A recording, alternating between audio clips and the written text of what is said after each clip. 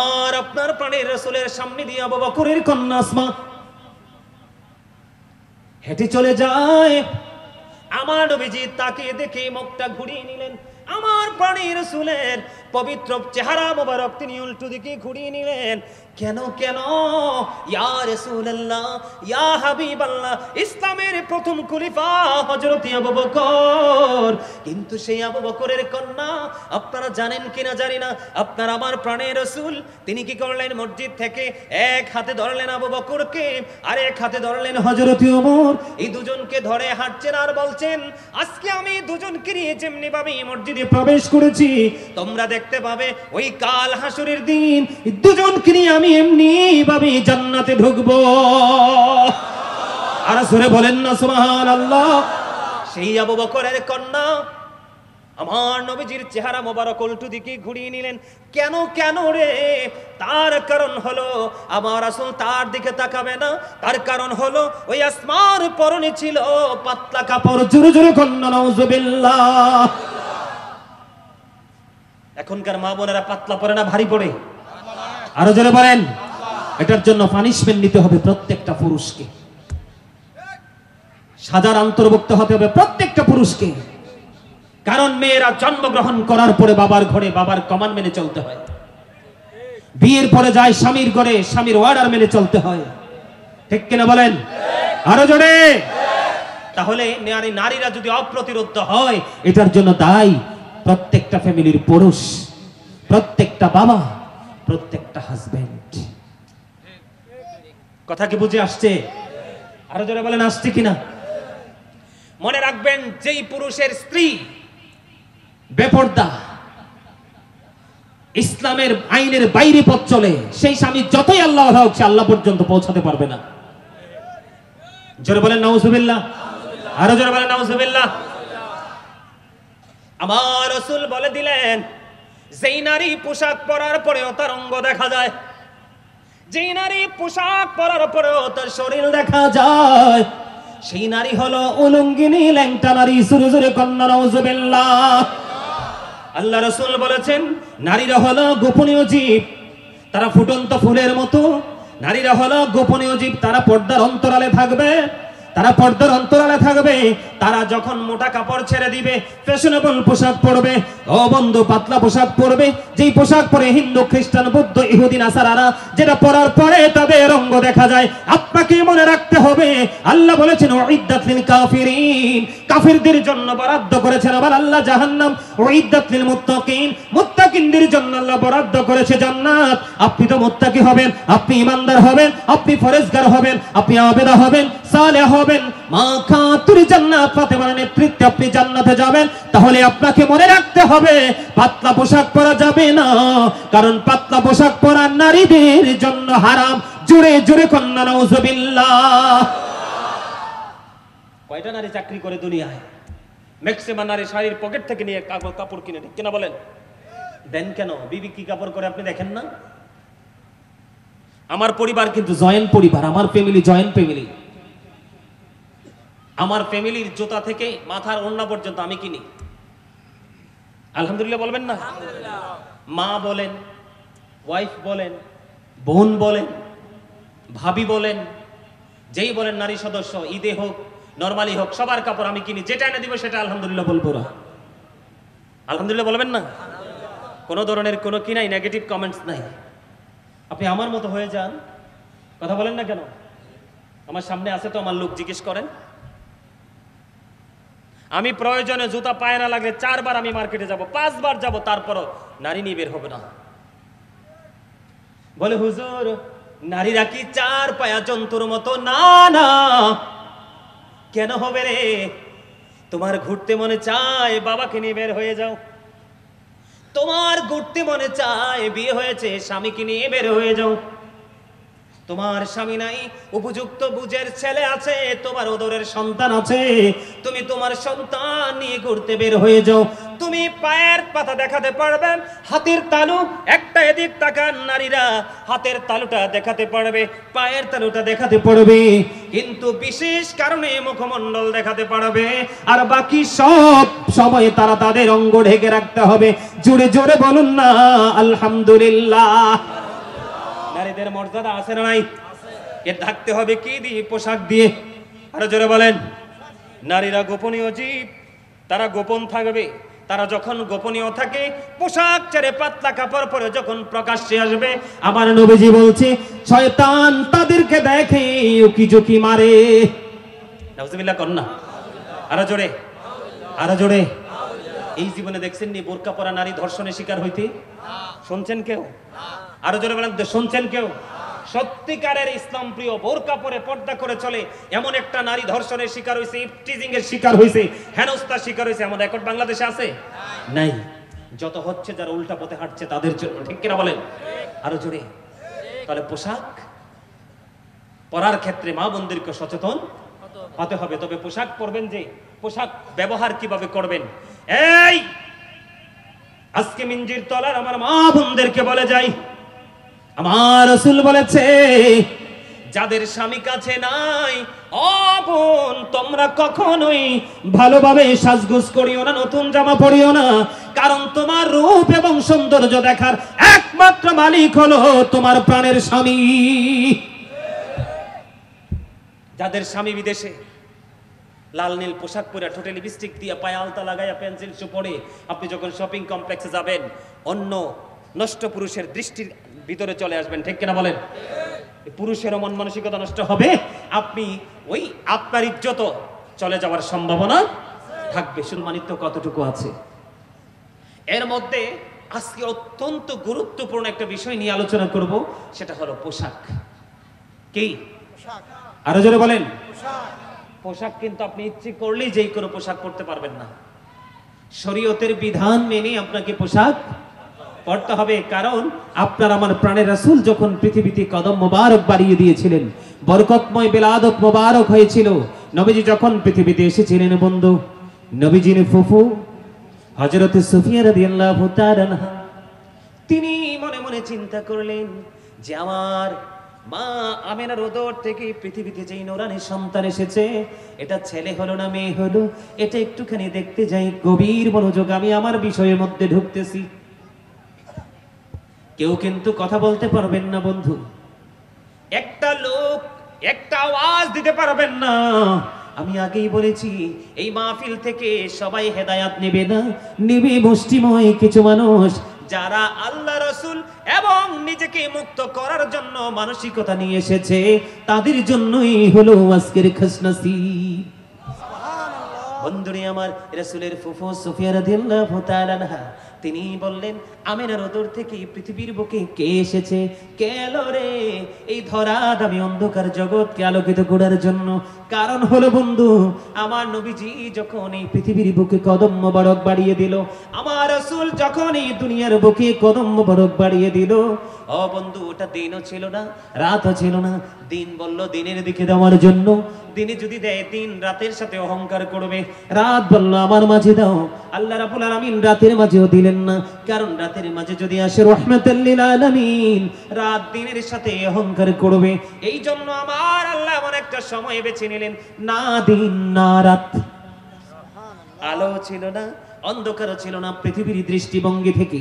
কিন্তু বন্ধু, মা আমিনার উদর থেকে যখন প্রাণের রাসূল এই পৃথিবীর বুকে যখন কদম মোবারক বাড়িয়ে দিলেন, নূরের আলোয় গোটা দুনিয়া নূরের আলোয় আলোকিত হয়ে গেল। মা আমিনা বললেন, আমি সিরিয়ার শাহী মহল সেই নূরের আলোতে স্পষ্ট দেখতে পেয়েছি যখন আমার কলিজার টুকরা নবী মুহাম্মদ পৃথিবীতে কদমটা বাড়িয়ে দিয়েছে। ঠিক সেই সময় রাসূলের ফুফু সুফিয়া রাদিয়াল্লাহু তাআলা আনহা তিনি বললেন, মা আমিনার উদর থেকে পৃথিবীর বুকে কে আসলো একটু দেখতে যাই। দৌড়ে ছুটে চলে গেলেন অপ্রতিরোধ্য গতি নিয়ে। যখন বন্ধু মা আমিনার নিবৃত জীর্ণ কুটিরে যখন রাসূলের ফুফু সুফিয়া রাদিয়াল্লাহু তাআলা আনহা গেলেন, যাওয়ার পরে নবীজিকে যখন দেখতে গেলেন, যাওয়ার পরে এটা আমার বর্ণনা নয়, রাসূলের ফুফু সুফিয়া রাদিয়াল্লাহু তাআলা আনহার বর্ণনা। তিনি বললেন যে যখন নবীজি পৃথিবীর বুকে কদম মোবারক বানিয়ে দিল, দৌড়ে ছুটে গেলাম। যাওয়ার পরে এই নবীজির কাছে যাওয়ার আগে আগে ওই পৃথিবীর বুকে আপনার আমার প্রাণের নবীজির কাছে আল্লাহ রাব্বুল আলামিন কুদরতি এক নূরের চাদর আল্লাহ রাব্বুল আলামিন পাঠিয়ে দিলেন। ওই নূরের চাদর যখন পৌঁছে দিলেন নবীজির চেস্ট মোবারক থেকে, ও বন্ধু, পুরো নিচের অংশটা পুরোটা ঢাকা ছিল। রাসূলের ফুফু সুফিয়া রাদিয়াল্লাহু তাআলা আনহা বললেন, আমার নবীজির লজ্জাস্থান কেউ দেখতে পায় না। জোরে জোরে বলেন না সুবহানাল্লাহ। আমাদের পৃথিবীতে অনেক মানুষ বলে নবীজি নাকি আমাদের মতো, এটাকে আমরা বিশ্বাস করি। নবীজি কোন দিকে আমাদের মতো হতে পারে? নবীজি আজ থেকে ১৫০০ বছর আগে চ্যালেঞ্জ ছুড়ে দিয়ে গেছেন, ক্বালা আইয়ুকুম মিথলি, তোমরা কে আছো আমার মতো? ওই সাহাবায়ে কেরাম পর্যন্ত হাত তোলে নাই, কারণ আমার নবীর মতো তো কেউ হতে পারে না, কারণ তিনি হলেন রাহমাতাল লিল আলামিন। আল্লাহ রাব্বুল আলামিন নূরের পোশাক দিয়ে দিলেন। আল্লাহর হাবিবের আগমনের সঙ্গে সঙ্গে নবীজি তো এমনিতেই সুন্দর, নূরুন আলা নূর, জোরে জোরে সুবহানাল্লাহ। আলা হযরত অত্যন্ত চমৎকার ভাবে বলেছেন আমার নবীর মর্যাদা বোঝানোর জন্য। তিনি বলেছেন, খালিকি কুল্লি আফিকু মালিকি কুল বানা দিয়া, দোনো জাহাঁ আপকে কবজা ইখতিয়ার মে। জোরে জোরে বলেন না মারহাবা, আর জোরে বলেন না মারহাবা। সুবসে আওলা আলা, এই সবসে বালা আলা, সবাই ও সবসে আওলা আলা, পি সবসে বালা আলা, अपने मौला का प्यारा हमारा नबी, अपने हमारा नबी, दोनों आलम का दुल्हा हमारा नबी, सबसे औला वाला,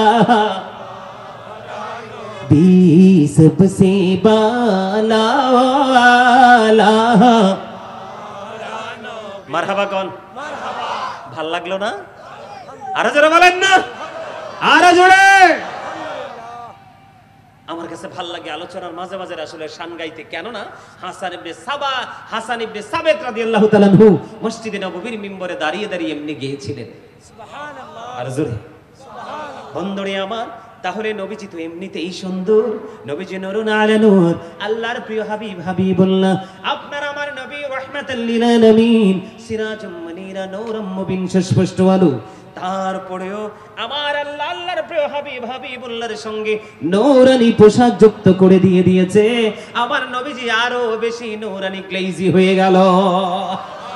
আরো জোরে বলেন, ঠিক না ঠিক? আরো জোরে। ঠিক তেমনি ভাবে সূরা ৩ এর মধ্যে আল্লাহ রাব্বুল আলামিন বলেছেন, লাকাদ খালাকনাল ইনসানা ফি আহসানি তাকওয়িম। আমি যখন কোরআন তেলাওয়াত করব আপনারা আওয়াজ তুলে আল্লাহু আকবার বলবেন, তখন অনেক মজা লাগবে, অনেক ভালো লাগবে, ক্লান্তি দূর হবে। শয়তান আপনার আমার চিরশত্রু। আল্লাহ বলেছেন, শয়তান is the eternal enemy of the believers. ঈমানদারদের প্রকাশ্য শত্রু হলো শয়তান। কিন্তু আল্লাহ রাব্বুল আলামিন মুমিন মুত্তাকি যারা, তাদেরকে গুড নিউজ দিয়েছেন। আল্লাহ বলেছেন, ইন্না কাইদা শাইতানি কানা দাঈফা, শয়তান ডিসেপশন ইজ ভেরি উইক। আল্লাহ রাব্বুল আলামিন বলেছেন, শয়তান ঈমানদারের জন্য একেবারে দুর্বল, শয়তানের ধোঁকা। আপনাকে আমাকে হাজার চেষ্টা করলে শয়তান ধোঁকা দিতে পারবে না। এবার আসেন, আল্লাহ রাব্বুল আলামিন আসমান, জমিন, চন্দ্র, সূর্য, সকল সৃষ্টির মধ্যে আপনাকে আমাকে সুন্দর করে সৃষ্টি করেছেন, সুবহানাল্লাহ। এটা সূরা ৩ কোরআন শরীফের ৩০ পারা। আল্লাহ রাব্বুল আলামিন বলে দিয়েছেন। এখন বন্ধু আমার, আজকে আলোচনা হলো পোশাক, নারী এবং পুরুষের পোশাক। আমি আমার এই মিঞ্জির তলার গ্রামের, এই মিঞ্জির তলা গ্রামে, এই বাঁশখালী মিঞ্জির তলার আমার ভাই, আমার বাবা, আমি আমার মা, আমি আমার বোনদেরকে বলবো গো, আমি প্রতিদিন তোমাদের আঙ্গিনায় আসবো না, তোমাদের আঙ্গিনায় প্রতিদিন চাইলেও আসতে পারবো না। আমি আজকে এসেছি গো মা, ও আমার ভাই, আমার বাবারা, হৃদয় খুলে শোনো। আমি তোমাদেরকে বলে দিতে চাই, আল্লাহ রাব্বুল আলামিন মানুষকে সুন্দর করে সৃষ্টি করেছেন। এই সুন্দর মানুষকে আল্লাহ আরো বেশি সুন্দর করার জন্য আল্লাহ রাব্বুল আলামিন ৩ শ্রেণীর পোশাক দিয়েছে। কয় শ্রেণীর পোশাক? আরো জোরে বলেন। কয় শ্রেণীর পোশাক? আল্লাহ খেয়াল করেন, আল্লাহ সূরা 3 এর মধ্যে আল্লাহ রাব্বুল আলামিন মানুষকে সুন্দর করে সৃষ্টি করেছে, এটা एग्जांपल দিয়েছে। বন্ধুরে আমার, কোরআন শরীফ 32 পারায় আরেকটা সূরা আছে বন্ধু, সূরা আল্লাহ রাব্বুল আলামিন বলেছেন, আল্লাহ রাব্বুল আলামিন কোরআন শরীফ 32 পারায় আরেকটা সূরার নামটাই মুহূর্তে বলে নাই, তবে আয়াতটা আমি বলে দেই আপনাদেরকে। আল্লাহ রাব্বুল আলামিন বলে দিয়েছেন, ফি আইয়ি সূরাতিন মা শাআ রাক্কাবাক। জোরে জোরে কোন আল্লাহু আকবার। আল্লাহ ক্রিয়েটেড দ্য মাইন্ড। আল্লাহ সূরা ইনফিতর আল্লাহ রাব্বুল আলামিন বলে দিয়েছে, আল্লাহ রাব্বুল আলামিন মানুষগুলোকে আল্লাহর মন মতো করে ইচ্ছে মতো করে বানাইছে। খেয়াল করেন, আল্লাহ আপনাকে একবার বলেছেন সূরা 3 এ সুন্দর করে বানিয়েছে, যেই সুন্দরটা সব কিছুর চাইতে সুন্দর। আল্লাহ রাব্বুল আলামিন সূরা ইনফিতরের মধ্যে বলে দিয়েছে, আল্লাহ মানুষকে আল্লাহর মন মতো করে ইচ্ছে মতো করে বানিয়েছে। ওই মানুষগুলোকে আরো বেশি সুন্দর করার জন্য, আরো বেশি মন মতো করার জন্য আল্লাহ রাব্বুল আলামিন বান্দার জন্য পোশাক বরাদ্দ দিয়ে দিয়েছে। যেই পোশাক মানুষের লজ্জাস্থানকে ঢেকে রাখে, মানুষকে পোশাকের কারণে বন্ধু মর্যাদার অধিকারী করে। আরেকটা পোশাক হলো তাকওয়ার পোশাক, যেই পোশাক মানুষকে আল্লাহর মনোনীত হওয়ার জন্য সাহস যোগায়। আল্লাহ রাব্বুল আলামিন বলেছেন, ইয়া বনি আদম কদ আনজালনা আলাইকুম লিবাসান ইওয়ারি সাওআতিকুম ওয়া রিশান ওয়া লিবাসুত তাকওয়া যালিকা খায়র। আল্লাহ রাব্বুল আলামিন বলেছে, হে আদম সন্তান, আল্লাহ রাব্বুল আলামিন বলেছেন, আল্লাহ রাব্বুল আলামিন আদম সন্তানকে ডেকে বলেছেন, আমি তোমাদের জন্য 3 শ্রেণীর পোশাক দিয়েছি। এর মধ্যে প্রথম পোশাক হলো, তোমাদেরকে আমি পোশাক দিয়েছি লজ্জাস্থান ঢাকার জন্য। কারণ লজ্জাস্থান যখন একজন মানুষের দেখা যায়, তার সৌন্দর্যের মধ্যে ঘাটতি আসে। কথা বলেন না কেন? মানুষ যদিও সুন্দর, কিন্তু যদি লজ্জাস্থান দেখা যায়, তাকে কি সুন্দর দেখায়? আরো জোরে বলেন। আল্লাহ রাব্বুল আলামিন বান্দার জন্য 3 শ্রেণীর পোশাক দিয়েছেন। একটা হলো লজ্জাস্থান ঢাকার পোশাক, যেটা আমরা প্রতিদিন কন্টিনিউয়াসলি পরি। আজকে আপনারা পরে এসেছেন নরমাল লুঙ্গি, পায়জামা, প্যান্ট, ঠিক কিনা বলেন? দ্বিতীয়টা হলো বন্ধু সাজের পোশাক। দ্বিতীয়টা হলো কিসের পোশাক? দ্বিতীয়টা হলো সাজের পোশাক। যেই পোশাক পরলে মানুষ যত সুন্দর, মানুষ যত সুন্দর তার চাইতে আরো বেশি সুন্দর দেখা যায়, ঠিক কিনা বলেন? দুটো পোশাক আছে না নাই? বাস্তবতার সাথে মিল আছে না নাই? এরপরে আসে না বন্ধু 3 নাম্বার পোশাক হলো তাকওয়ার পোশাক। লিবাসুত তাকওয়া যালিকা খায়র। আল্লাহর কাছে সবচেয়ে উত্তম, সবচেয়ে পছন্দের পোশাক হলো তাকওয়ার পোশাক। এই জায়গাটার মধ্যেই হলো বন্ধু পুরো রহস্য। আপনি লজ্জাস্থান ঢাকার পোশাক পরেন, সাজের পোশাক পরেন, তবে এই দুইটার পরে এসেছে তাকওয়ার পোশাক। যেই পোশাক আল্লাহর মনোনীত, আল্লাহর পছন্দের। আমি পুরুষ দিয়ে শুরু করি, এই জন্য আমি আজকে আয়াত তেলাওয়াত করেছি। কৌ আনফুসাকুম ওয়া আহলিকুম নারা। আল্লাহ বলেছেন, save yourself and your families from the fire. তুমি জাহান্নাম থেকে বাঁচো, তোমার পরিবারকেও জাহান্নাম থেকে বাঁচাও। ও বন্ধু, আমরা সবাই আহলে সুন্নাত ওয়াল জামাতের অন্তর্ভুক্ত। আমরা মদিনাওয়ালার পাগল, আমরা মদিনাওয়ালার প্রেমিক, আমরা মদিনাওয়ালার সাথেই প্রেমের ডোরে লাগিয়ে জীবন এই দুনিয়া থেকে জীবন উৎসর্গ করতে চাই। এই জন্য আমি যদিও কুমিল্লা থেকে এসেছি, আপনারা যদিও চট্টগ্রাম মিঞ্জির তলায় আছেন, কিন্তু বন্ধু আপনার আমার জীবন কিন্তু একই সুতোয় গাঁথা, ঠিক কিনা বলেন? আমরা সবাই কিন্তু একই কাফেলার, আমরা একই পাগল, একই পরিবার আমরা, কারণ মদিনাওয়ালার পাগল আমরা, ঠিক কিনা বলেন? এই জন্য আমি আজকে আপনাদেরকে বাঁচাবো, কারণ হাদিস শরীফের মধ্যে এসেছে, আমার দিকে তাকান, ভেরি বন্ধু, ভেরি ইম্পর্টেন্ট সাবজেক্ট, গুরুত্বপূর্ণ ইস্যু। আমি আজকের মাহফিল কমিটিকে অন্তর থেকে মুবারকবাদ জানিয়ে শেষ করতে পারবো না, যে তাদের মাথায় এমন গুরুত্বপূর্ণ, বর্তমানে সবচেয়ে নষ্ট জিনিস হলো পোশাক। নারীও পোশাক পরার পরে লজ্জাস্থান দেখা যায়, পুরুষও পোশাক পরার পরে লজ্জাস্থান দেখা যায়, ঠিক কিনা বলেন? আর জোরে বলেন। যার লজ্জা নাই তার ঈমান নাই, যার ঈমান নাই তার কবর হাসর মিজান ফুলসিরাত কোনোটাই নাই, কারণ তার ঠিকানা হলো জাহান্নাম।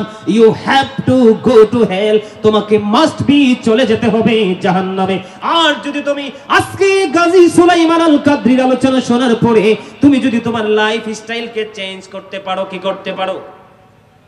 তুমি যদি তোমার পথ চলায়, তোমার চিন্তা, তোমার থিঙ্কিং এর মধ্যে যদি স্টাইল চেঞ্জ করতে পারো, তাহলে তোমার ঠিকানা হবে তার বিপরীত দিকে, গো টু প্যারাডাইস। তোমাকে বলবে তুমি জান্নাতে চলে যাও। বন্ধুরি আমার দিকে দেখেন, এখানে গুরুত্বপূর্ণ ইস্যু হলো বন্ধু, সারা জীবন তো নারীর পোশাকের কথা শুনেছেন। পুরুষের পোশাক কত গুরুত্বপূর্ণ। তাকওয়ার পোশাক বলতে কি বোঝায়? আমার দিকে দেখেন, পুরুষের পোশাক লুঙ্গি হোক, প্যান্ট হোক, পায়জামা হোক, ট্রাউজার হোক, যেই কোনো কিছুই আপনি পরেন না কেন, কারণ উপর দিয়ে থাকতে হবে নাভি বরাবর, অথবা নাভির উপরে, আবার বলছি উপর দিয়ে থাকতে হবে নাভি বরাবর অথবা নাভির উপরে, আর নিচে দিয়ে থাকতে হবে হাঁটুর নিচে, টাকনোর উপরে। এই কন্ডিশন, এই যে শর্ত, এই কন্ডিশন, এই শর্ত মেনে পোশাক পরা একজন ইমানদার পুরুষের জন্য ফরজ। সুবহানাল্লাহ বলেন। বুঝতে পারছেননি? ফরজ, ফরজ সবচেয়ে গুরুত্বপূর্ণ হুকুম। আবারও বলছি, অনেক মুরব্বীদেরকে রাস্তা দিয়ে হাঁটলে দেখা যায় মনে হয়েছে এত নিচে লুঙ্গি ঝুলিয়ে পড়েছে, মনে হয় রাস্তা ঝাড়ু দিচ্ছে। আছে না নাই? আরো জোরে বলেন।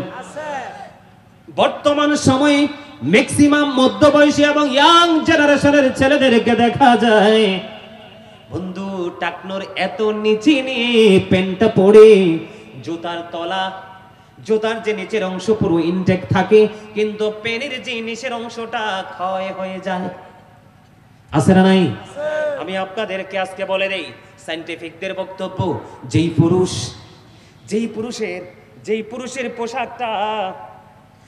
পুরুষের পোশাকটা টাকনোর নিচে চলে যাবে, দুইটা এফেক্ট। সায়েন্টিফিকদের বক্তব্য হলো, ওই ছেলেটা, ওই ইয়াং মেয়ে, যুবকটা জৈবিক চাহিদা মেটাতে পারবে না, যৌবনের দিক থেকে তারা অতীব দুর্বল হয়ে পড়বে। নাউজুবিল্লাহ বলেন। সায়েন্টিফিকদের বক্তব্য, তাদের যৌবন শুধু কমতে থাকবে, তারা দুর্বল হতে থাকবে যদি কন্টিনিউয়াসলি বন্ধু টাকটুর নিচে ঝুলিয়ে পোশাক পরে। আর হাদিস শরীফের মধ্যে এসেছে, আপনার হাঁটুর নিচে টাকটুর উপরে যদি পোশাকটা আপনার না থাকে, এই পোশাকটা যদি বন্ধু কোথায় চলে যায়, টাকটুর নিচে যদি চলে যায়, আপনার ওই ঠিকানা হয়ে যাবে জাহান্নাম। এবার আপনি বুঝে নিন, পোশাক কিন্তু পরেছেন ঠিকই, কিন্তু কোন কন্ডিশনে পড়েছেন আমি একটু আপনাদেরকে কোট করে নেই বন্ধু। আপনারা এগুলো যত্ন সহকারে এগুলো স্মরণ করবেন, শ্রবণ করবেন, হৃদয়ে সেটআপ করে নিয়ে যাবেন।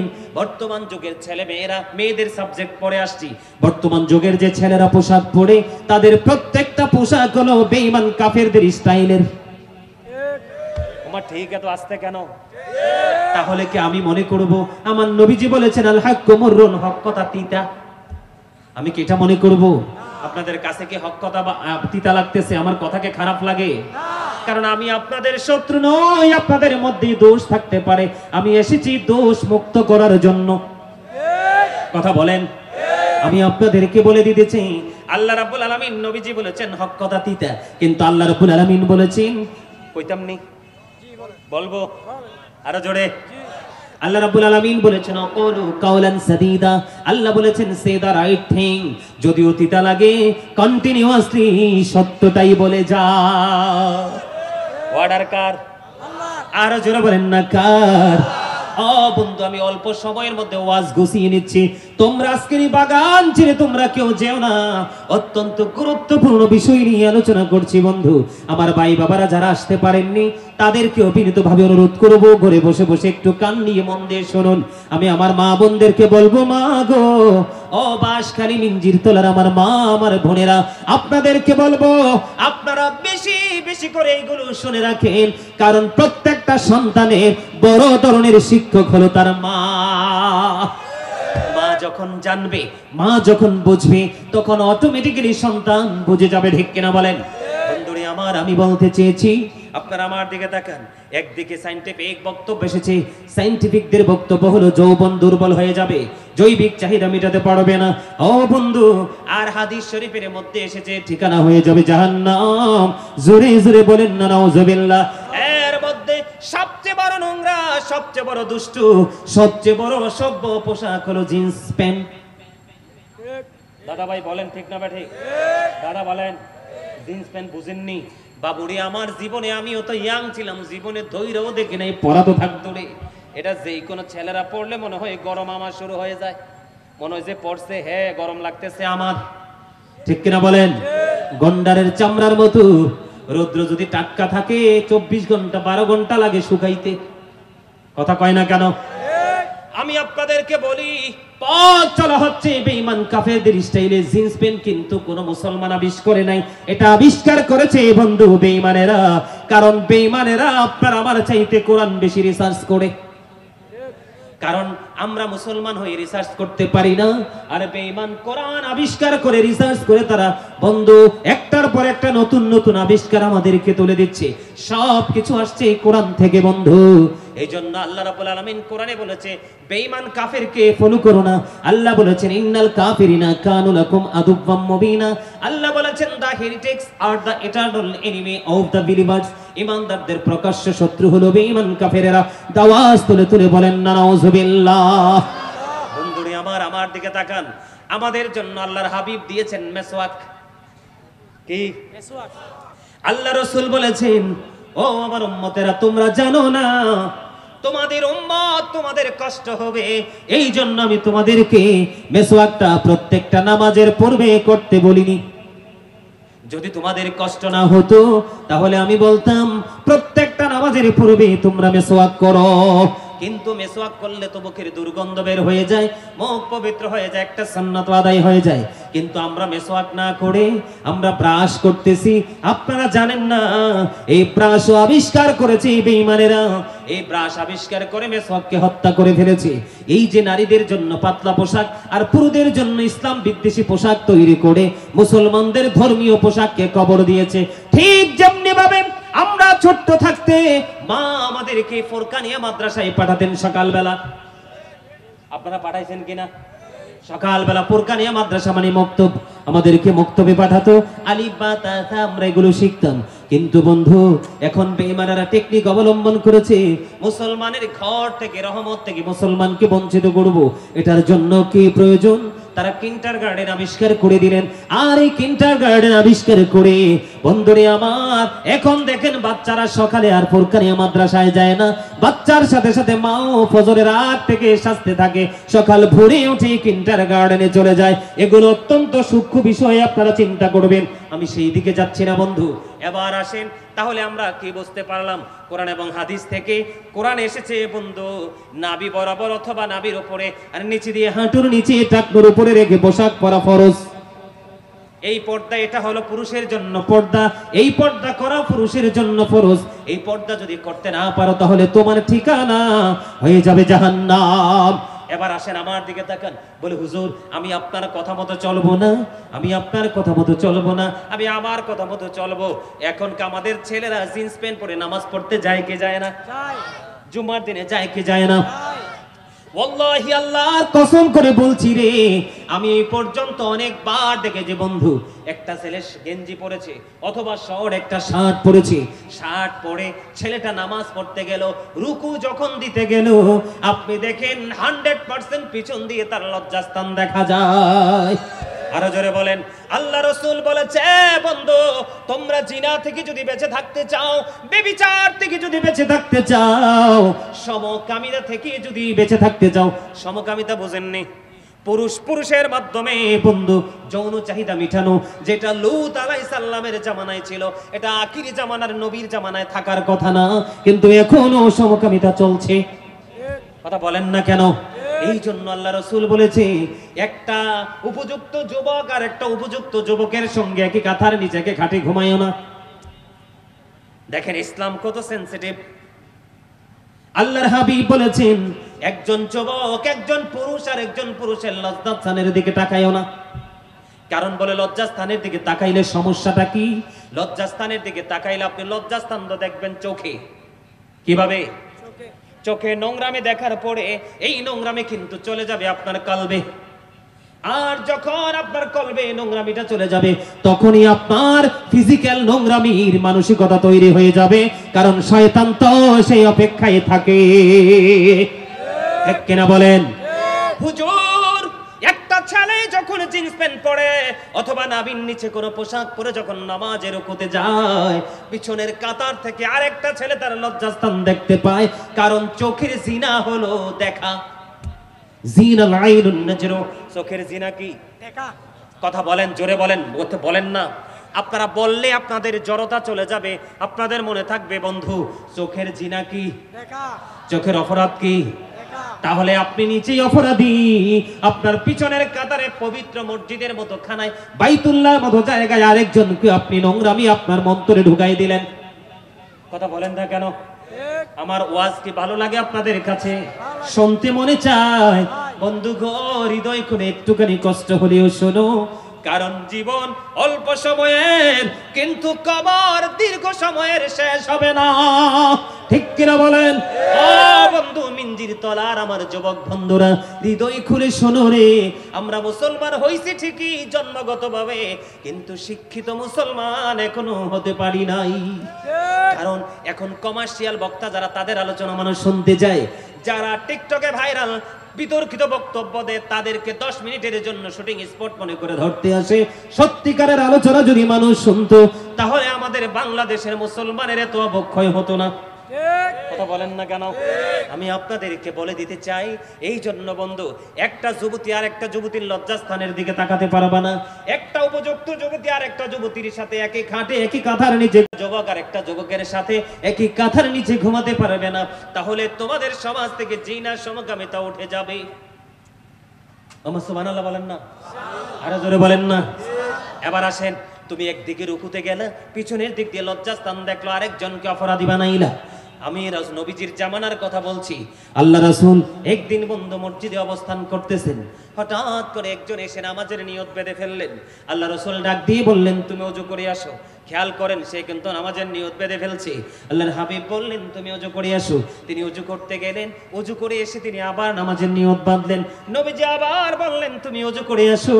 তিনি আবার ওযু করতে গেলেন, নামাজ ভেঙে আবার তিনি বন্ধু এসে ওযু করে এসে আবার নামাজের নিয়ত বাঁধলেন। আল্লাহর হাবিব আবার বললেন, তুমি ওযু করে আসো। তিনবার তিনি ওযু করতে গেলেন। তারপর একজন প্রশ্ন করলেন, ইয়া রাসূলুল্লাহ, ইয়া হাবিবাল্লাহ, নবী গো, ও প্রাণের নবী, আপনি বারবার বলতেছেন ওযু করার জন্য। ইয়া রাসূলুল্লাহ, ইয়া হাবিবাল্লাহ, নবী গো, আপনি কেন গো বারবার ওযু করতে বলছেন? নবী গো, কারণ জানতে বড় মনে চায় গো। আমার নবীজি বললেন, তুমি চাইয়া দেখো, যে কে বারবার বলেছে ওযু করার জন্য, তার পোশাকটা টাকনোর নিচে, যেই ব্যক্তি অহংকার করে টাকনোর নিচে ঝুলিয়ে ঝুলিয়ে পোশাক পরবে, ওই পোশাক পরে যারা নামাজ পড়বে, আমার আল্লাহ তার নামাজ কবুল করবে না। জোরে জোরে বলেন না নাউজুবিল্লাহ। তাহলে কি বুঝতে পারলাম আমরা? তাহলে শরীয়তের সীমা লঙ্ঘন করে পোশাক পরা যাবে না। আল্লাহ যেভাবে পোশাক পরতে বলেছে, আল্লাহ রাসূল যেভাবে পোশাক পরতে বলেছে, আমরা ঠিক সেইভাবেই পোশাক পরবো। এটা আমাদের জন্য ফরজ। পড়লে আমাদের সব কিছু ঠিক থাকবে। ঠিক না ভাই? ঠিক। আরো জোরে বলেন, আরো জোরে বলেন। এবার আসেন, আমাদের সমাজে অনেকে টকটকে লাল পাঞ্জাবি পরে, কে পরে না?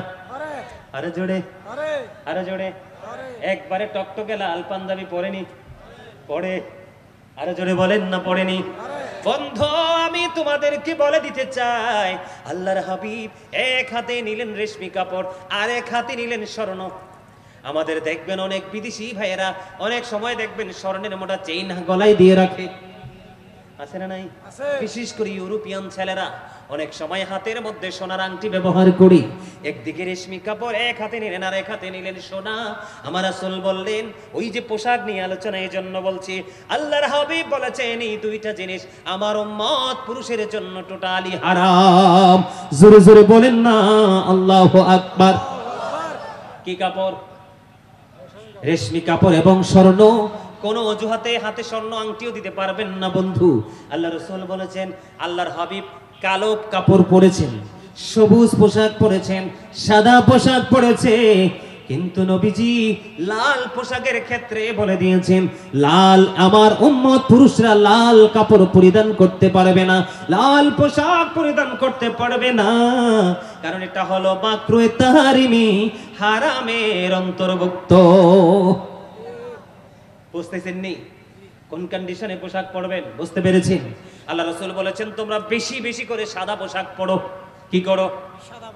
বেশি বেশি করে সাদা পোশাক পরো, এবং তোমাদের আপন স্বজন যখন ইন্তেকাল করবে তাদেরকেও সাদা পোশাক পরাইয়া কাপন পরাইয়া তাদেরকে কবরে পাঠাইয়া দাও। জোরে জোরে কন্যা সুবহানাল্লাহ। তাহলে সাদা পড়তে হবে কি হবে না? বেশি বেশি করে। বলো হুজুর অন্য কিছু পড়তে পারবো না? অবশ্যই পরবো। যেমন আমরা গরম আসলে বেশি সাদা পোশাক পরি না, কেন? শরীর ঘেমে যায়, ময়লা লাগলে দেখা যায়। আমরা শীত আসলে বেশি বেশি সাদা পোশাক পরি, কারণ শীতে কিন্তু সাদা পোশাক বেশি তাড়াতাড়ি ময়লা হয় না। কথা বুঝতে পেরেছেন? তবে সাদাটা বেশি বেশি করে। কি বিরক্ত হচ্ছেন? বিরক্ত হচ্ছেন? বিরক্ত হয়ে নামে আলোচনা শেষ করে দিব, বেশিক্ষণ আর রাখবো না। কিন্তু এই ওয়াজগুলো তো দরকার। আমরা এই অন্যায়গুলো কন্টিনিউ করছি না? করতেছি তো। এবার আসেন, আরেকটা মজার জায়গা আছে যে হুজুর অনেক সময় দেখা যায় আমরা যখন লুঙ্গি বা প্যান্ট বা পায়জামা বা ট্রাউজার যেটাই পরি, মনের অজান্তে কিন্তু টাকটোর নিচে চলে যায়। বুঝেন না? মানে আপনি ঠিক করেই পড়ছেন, মানে আমি ঠিক করেই পড়ছি, কিন্তু হঠাৎ করে যায় দেখলাম কি হয়ে গেল, এটা টাকটোর নিচে, মানে একেবারে মানে ল লেভেলে চলে গেল। যায় না? যায় না? এই ক্ষেত্রে আবু বকর সিদ্দিক রাদিয়াল্লাহু তাআলা আনহু নবীজিকে প্রশ্ন করলেন, ইয়া রাসূলুল্লাহ, ইয়া হাবিবাল্লাহ, নবী গো, ও প্রাণের নবী, আমি কি করব গো? আমি কি করব গো নবী? আমি তো আমার পোশাকটা খুব টাইট করে আমি টাকনোর উপরেই তো পড়ি, কিন্তু মনের অশান্তি এটা টাকনোর নিচে চলে যায়।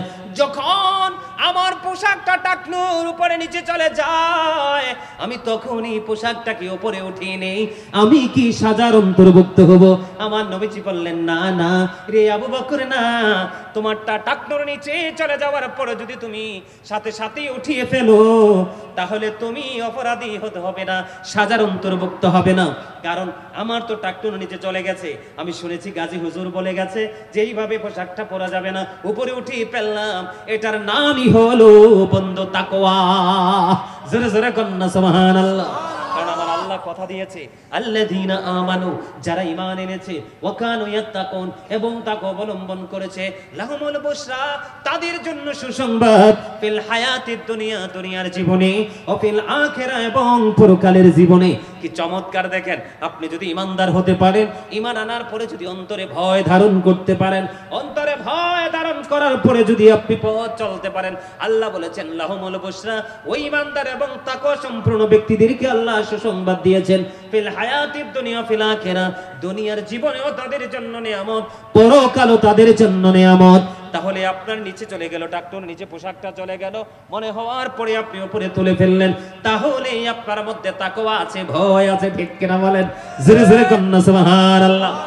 এবার আমি দুইটা হাদিস বলে পুরুষের চ্যাপ্টার ক্লোজ করে দিচ্ছি। আল্লাহর হাবিব সরকারে মদিনা তিনি আপনাকে আমাকে বলে দিয়েছেন বন্ধু, আল্লাহ রাসূল তিনি বলে দিয়েছেন, রে আমার দিকে তাকান, যেই ব্যক্তি পৃথিবীর বুকে সম্মানের পোশাক পরবে, ওই ব্যক্তিকে কাল হাসরের ময়দানে অপমানের পোশাক পরানো হবে। নাউজুবিল্লাহ বলেন। সুন্দর পোশাক মানে বুঝতে পারছেন নি? না না না না, হুজুর যতই ওয়াজ করো, আমার বন্ধুরা সবাই জিন্স প্যান্ট পরে, আমার বন্ধুরা সবাই নাবির নিচে এবং টাকটোর নিচে পরে, আমিও টাকটোর নিচেই পরবো, নাবির নিচেই পরবো, আমি পোশাক চেঞ্জ করতে পারবো না, এটা মনে করে যারা তার স্ট্যাটাস, তার সোসাইটি ধরে রাখার জন্য করে, তার জন্য বরাদ্দ হলো কি? জাহান্নাম এবং অপমানের পোশাক, লাঞ্ছিত করার মতো পোশাক। নাউজুবিল্লাহ বলেন। আর এতদিন শোনেন নাই, আজকে শুনে ফেলেছেন, কাল কিয়ামতের দিন বাঁচতে পারবেন না। গাজী সুলাইমান আল কাদরী সাহেব আজকে ওয়াজ কিন্তু বুঝিয়ে দিয়ে গেছে। আপনি এই চিন্তা করে আগামী কালকে থেকে যদি মনে করেন যে আমি এই পোশাকগুলো পরবো না, কারণ আমার দেশ থেকে কিনেছি, টাকা দিয়ে কিনেছি, আমি এগুলোকে কেটে অন্য কিছু বা বানিয়ে ব্যবহার করব, করা যায় কি যায় না? কথা বলেন, যায় কি যায় না? আমি আগামী দিন থেকে এই লজ্জিত পোশাক পরবো না, ইসলাম বিদ্বেষী পোশাক পরবো না, যেই পোশাক আমার আল্লাহ পছন্দ করে না, যেই পোশাক আমার রাসূল পছন্দ করে না, এই পোশাক আমি আগামী দিন থেকে আর পরবো না। আগামী দিন থেকে আমি এটাকে বদলে ফেলবো। এটা মনে করে যদি আপনি আপনার ওই চিন্তাধারা করে যদি আপনি আপনার লাইফস্টাইলকে চেঞ্জ করতে পারেন, তাহলে আপনার জন্য বরাদ্দ আছে নিয়ামত। কাল হাসরের দিন আপনার সামনে সকল জান্নাতি পোশাক আমার আল্লাহ তুলে ধরবে। সুবহানাল্লাহ বলেন না? সকল জান্নাতি এবং পবিত্র পোশাক তুলে ধরবে। তোলার পরে আমার আল্লাহ ডাক দিয়ে বলবে, বান্দারে, ও আমার বান্দা গাজী সুলাইমান আল কাদরি, ওই যে 2025 সালে নভেম্বরের 6 তারিখে ওই মিঞ্জির তলায় বাসকালিতে এই পোশাকের ওয়াজটা করেছিল, সেই দিন থেকে তুমি এই ইহুদি নাসারার পোশাক বন্ধ করে দিলে। ইসলাম যেই পোশাককে সাপোর্ট করে, যেই পোশাক পরলে আমি আল্লাহ খুশি হই, তুমি এই পোশাকগুলো পরেছো, লাল পোশাক বন্ধ কোনোদিন পরো না। আমি বলে দিলাম এটা হারামের অন্তর্ভুক্ত, কোনোদিন পড়ো না, কিন্তু এই লালটা মা বোনেরা পড়তে পারবে, নারীদের জন্য জায়েজ। বন্ধুরে আমার আল্লাহ ডেকে বলবে, বান্দা তুমি চাইয়া দেখো, তোমার সামনে সকল জান্নাতি পোশাক আমি তো তুলে ধরলাম, এখান থেকে যেটা তোমার বেশি পছন্দ সেটাই তুমি কবুল করে নাও। জোরে জোরে বলুন না সুবহানাল্লাহ। সুবহানাল্লাহ ওয়ালহামদুলিল্লাহ লা ইলাহা ইল্লাল্লাহ, সুবহানাল্লাহ ওয়ালহামদুলিল্লাহ লা ইলাহা ইল্লাল্লাহ, লা ইলাহা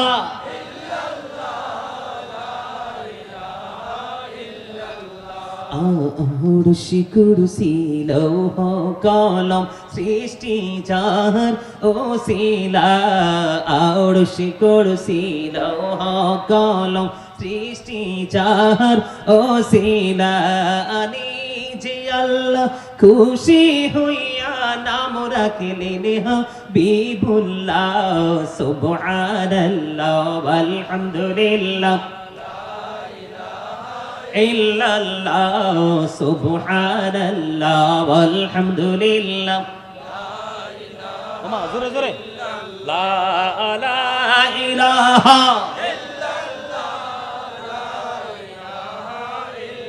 ইল্লাল্লাহ। নবী আমার নূরের পুতুল, জগৎ করবেন উজালা, আরো যশোরে করবেন তিনি উম্মতের ফায়সালা। সুবহানাল্লাহ ওয়ালহামদুলিল্লাহ লা ইলাহা ইল্লাল্লাহ, লা ইলাহা জোরে জোরে কোন লা ইলাহা ইল্লাল্লাহ মুহাম্মাদুর রাসূলুল্লাহ সাল্লাল্লাহু আলাইহি ওয়াসাল্লাম। জোরে জোরে বলুন আলহামদুলিল্লাহ। ভাল লাগছে নি জিকির? আল্লাহ রাসূল বলছে, তোমরা যখন জান্নাতের বাগানে যাও তখন জান্নাতের বাগান থেকে কিছু ফল খেয়ে নাও। ইয়া রাসূলুল্লাহ, জান্নাতের বাগানে কি ফল খাওয়া যায়? জান্নাতের বাগানে কি ফল আছে? কয় হ। ও নবী, কি ফল? আমার নবীজি বললেন, সুবহানাল্লাহ বলো, জান্নাতীদের জন্য জান্নাতি ফল, আলহামদুলিল্লাহ বলো, আল্লাহু আকবার বলো, লা ইলাহা ইল্লাল্লাহ বলো। আপনারা আমরা যারা আজকে জান্নাতের বাগানে, সবাই আমরা জান্নাতের মেহমান, আর আমাদের জন্য জান্নাতি ফল হলো আজকে মাওলার জিকির। আরো জোরে মোহাব্বত করে জিকির করলে লাভ না লস? আরো জোরে সুবহানাল্লাহ বলেন, আলহামদুলিল্লাহ বলেন, আল্লাহু আকবার বলেন, লা ইলাহা ইল্লাল্লাহ মুহাম্মাদুর রাসূলুল্লাহ সাল্লাল্লাহু আলাইহি ওয়াসাল্লাম। জোরে জোরে বলুন না আলহামদুলিল্লাহ। এবার আসেন বন্ধু, আমি আপনাদেরকে বলে দেই, কারণ হুজুরদের কথা অমান্য করে বেশি ধনী মানুষরা, ঠিক না? কইলে অনেকে রাগ হইব। হুজুরদের কথা অমান্য করে কে রে? ধনী মানুষেরা, যারা দুনিয়ার ধনী, যারা ওপারের ধনী, তারা হলো ম্যাক্সিমাম দুনিয়ার গরিব। ঠিকটা মজা হইছে না তো? আরে জোরে, the rich are not always happy, ধনীরা সব সময় সুখী নয়। the poor are born to suffer, গরিবরা জন্মগ্রহণ করেছে দুঃখ ভোগ করার জন্য। চাচা কি বলে? কি পৃথিবীতে নবী রাসূলের কথা সর্বপ্রথম মান্য করেছে আনায় আনায় গরিবরা, বেয়াদবি করেছে ধনীরা। নবী যখন মেরাজে গেলেন, জান্নাতের দিকে নজর দিয়ে চাইয়া দেখলেন জান্নাতের মধ্যে গরিব মানুষ বেশি আর পুরুষ লোক বেশি, আর জাহান্নামের দিকে নজর দিয়ে চাইয়া দেখলেন আমার রাসূল জাহান্নামের মধ্যে ধনী মানুষ বেশি আর মহিলা বেশি। নাউজুবিল্লাহ বলেন, আরো জোরে, আরো জোরে। আল গিনা গিনান নাফস, প্রকৃত ধনী হলো আত্মার ধনী। তারা always happy, present and future, দুটো স্টেজ, দুটো প্লেস তাদের ব্রাইট হয়ে গেছে। সুবহানাল্লাহ। যারা দুনিয়াকে একটু সাইডে রাখতে জানে, আল্লাহ রাসূলকে আঁকড়ে ধরতে জানে, তারাই সত্যিকারের ধনী। তাদের জন্য দুনিয়ার সাময়িক সময়ের কষ্ট আর চিরস্থায়ী সুখ তাদের জন্য অপেক্ষা করতেছে। আজ কি ভালো লাগে? সবার কাছে কি মন থেকে ভালো লাগে কিনা? কার কার ভালো লাগে হাত তোলেন। সোজা করে, সোজা করে, একবারে সোজা করে। ইয়া রাসূলুল্লাহ, ইয়া গাউসুল আজম দস্তগীর, জিন্দাবাদ জিন্দাবাদ জিন্দাবাদ। এই পাগলটা কইরে বসে রইছে, স্লোগান দিছে কে? মারহাবা মারহাবা, আলহামদুলিল্লাহ। কোন দেখছেন নি কই স্লোগান দিছে কই? এই যে আপনি হাত তুলছেন, সবাই সোজা করে হাত তোলেন। একটা গজল গাই অল্প একটু করে, একটা হাতও নিচে রাখবেন না, একবার আমার মতো স্ট্রংলি এভাবে এভাবে নাড়াইতে হবে। পারবেন? দিদি পাল তোলে দে, মাঝি হেলা করিস না। দিদি পাল তোলে দে, মাঝি হেলা করিস না। ছেড়ে দে নৌকায় আমি যাব মদিনা, ছেড়ে দে নৌকায় আমি যাব মদিনা। দিদি পাল তোলে দে, সবাই দিদি পাল তোলে দে, ছেড়ে দে নৌকায় আমি যাব মদিনা, ছেড়ে দে নৌকায় আমি যাব মদিনা। মহকাই নবী এলো মা আমিনার ঘরে, আসিলে হাজার মানিক কাদিরে মুক্তা ঝরে। দয়ালে মুর্শিদে যার সখা, তার কিসের ভাবনা। দয়ালে মুর্শিদে যার সখা, আমার হৃদয় মাঝে কাবা, আমার হৃদয় মাঝে কাবা, নয়নে মদিনা। দিদি পাল তোলে দে, দিদি পাল তোলে দে, মাঝি হেলা করিস না। ছেড়ে দে নৌকায় আমি যাব মদিনা। নূরের রোশনীতে দুনিয়া গেছে ভরে, সে নূরের বাতি জ্বলে মদিনার ঘরে ঘরে। দয়ালে মুর্শিদে যার সখা, তার কিসের পাবো না। দয়ালে মুর্শিদে যার সখা, তার কিসের পাবো না। আমার হৃদয় মাঝে কাবা, নয়নে মদিনা। আমার হৃদয় মাঝে কাবা, নয়নে মদিনা। দিদি পাল তোলে দে, দিদি পাল তোলে দে, ছেড়ে দে নৌকায় আমি যাব মদিনা। মারহাবা বলেন, আরে আরো জোরে। আপনার হাতগুলো নামাই ফেলছেন কেন? অপূর্ব সুন্দর লাগছিল না? হ্যাঁ, এভাবে অপূর্ব সুন্দর লাগে। আলহামদুলিল্লাহ বলেন, আরো জোরে। আপনাদের আলোচনাগুলো তো মিডিয়াতে আসবে। আমি হয়তো আর আপনাদের এখানে আসবো না, কিন্তু আমার আলোচনা আপনাদের পকেটে সারা জীবন থাকবে। থাকবে না? থাকবে না? যদি না থাকে তাইলে তো আলোচনা শুনে কোনো লাভ নাই, আমার পরিশ্রম করে কোনো লাভ নাই। কথা বলেন। এই মিডিয়াগুলোর মাধ্যমে আপনার আলোচনা সারা পৃথিবীর মানুষ দেখবে। বিশেষ করে হাত তুলছেন, এটা সাক্ষী হয়ে যাবে। আল্লাহ কবুল করেন। সকল বলেন আমিন। আরো যারা বলেন আমিন। দয়া করে আপনাদেরকে একটু সামনে আসতে হবে।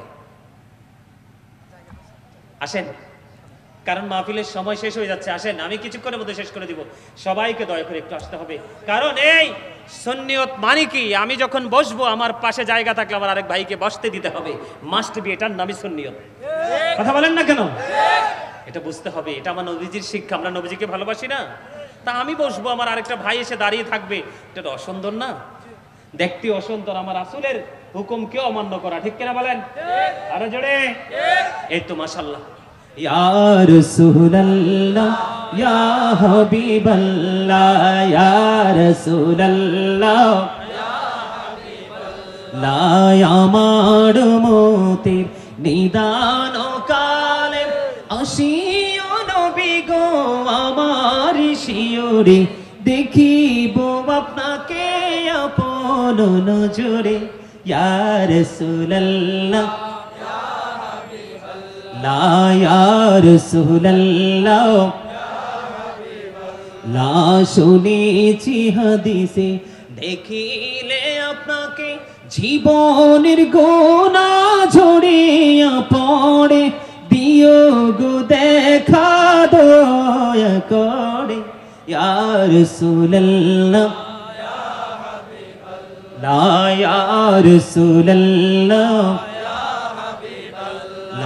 গোসল করাইয়া কাফন পড়াইয়া যখনই রাখিবে কবর শোয়াইয়া লইও গোকুলে গোলাম বলিয়া ইয়া রাসূলুল্লাহ লা ইয়া রাসূলুল্লাহ আল্লাহ নবী গো তোমার ভালোবাসায় পা পৌঁছে যায় নবী গো তোমার ভালোবাসায় পা পৌঁছে যায় ইয়া নবী ইয়া নবী ইয়া নবী ইয়া নবী ইয়া নবী ইয়া নবী নবী গো তোমার ভালোবাসা বলতে পারেন না? এটা আর কখনো শোনেন নাই? শুনছেন? আর কখনো শোনেন নাই? নতুন শুনছে তো, নতুন শুনলে তো আরো বেশি মজা লাগার কথা, ঠিক না? ঠিক। একটা তো শুনতেছি কন্টিনিউয়াসলি শুনতেছি, তাহলে সেটা একটা শুনতে শুনতে ভালো লাগে না। কিন্তু নতুন সুর, এটা আমার প্রাণ মুর্শিদ ডক্টর আহমদ পেয়ারা বাগদাদি পীর সাহেব কেবলা, তিনি কন্টিনিউয়াসলি এটা এইভাবে তিনি দুরূদ পড়তেন, নবীজির প্রেমে নবীজির শানে গাইতেন। নবী গো তোমার ভালোবাসায় জান্নাত পাওয়া যায়, নবী গো তোমার জান্নাত পাওয়া যায়, বিআন্না লাহুমুল জান্নাহ বিআন্না লাহুমুল জান্নাহ ইয়া নবী ইয়া নবী ইয়া নবী ইয়া নবী ইয়া নবী ইয়া নবী নবী গো তোমার ভালোবাসায় আল্লাহর বন্ধু হওয়া যায়, নবী গো তোমার আল্লাহর বন্ধু হওয়া যায়, ইয়া নবী ইয়া নবী ইয়া নবী ইয়া নবী ইয়া নবী ইয়া নবী। মারহাবা, আরে যারা বলে মারহাবা। ভালো লাগছে না? এটা তো মুমিনের আশিকের হৃদয়ের রুহের খোরাক, হৃদয়ের খোরাক, ঠিক না? ঠিক। আরে জোরে সামনে আসেন, কথা বলেন। মুমিনের আত্মার খোরাক কিনা? মুমিন কিন্তু ওয়াজ শুনবে, নবীজির প্রেমে গুনগুন করে মৌমাছির মতো নবীর প্রেমের গানও গাইবে, ঠিক না? ঠিক। আরো জোরে, আরো জোরে, আরো জোরে। এই ঠিক বেঠিক সুবহানাল্লাহ আলহামদুলিল্লাহ সব কথা বলবে কাল হাসরের দিক। এই বুঝেন না কেন? মুমিন প্রতিদিন দুই ধরনের খাবার সংগ্রহ করে। কয় ধরনের? কয় ধরনের? একটা হলো দুনিয়ার খাবার, যেটা সংগ্রহ করে খুবই কম, সীমিত পরিমাণে। মুমিন চা বলেন, বিস্কিট বলেন, ভাত বলেন, কুরমা বলেন, পোলাও বলেন, নিজের বাড়ি, বেয়াই বাড়ি, চাচার বাড়ি, জেঠার বাড়ি, যেখানে যান, পাড়া প্রতিবেশীর বাড়ি, এটা হলো দুনিয়ার খাবার, যেটা খাইলে দেহে এনার্জি মিলে, ব্লাড তৈরি হয়, শরীরটাকে এনার্জি নিয়ে পথ চলা যায়। পাশাপাশি মুমিন যেটা নিয়ে সবচেয়ে বেশি পাগল থাকে সেটা হলো রুহের খোরাক। দুনিয়ার খাবার কিন্তু এনি টাইম, যেই কোনো সময় আপনি জোগাড় করতে পারবেন, কিন্তু রুহের খাবার আপনি যেই কোনো জায়গায়, যেই কোনো সময় রুহের খাবার আপনি সংগ্রহ করতে পারবেন না, কারণ রুহানিয়াতের বাজার কিন্তু যেই কোনো সময় তৈরি করা যায়। যেমন আজকে আপনাদের জন্য এটা সুবর্ণ সুযোগ, আমি কিন্তু অনেক দূর থেকে আসছি, এখানে যে আসছি প্রায় 220 কিলোমিটার প্লাস, 6 ঘন্টার মতো, একটু কম হবে জার্নি, প্রাইভেট গাড়িতে করে। কত দূর থেকে এসছি আমি, কিন্তু আপনাদের জন্য আজকে নেয়ামত। কেন?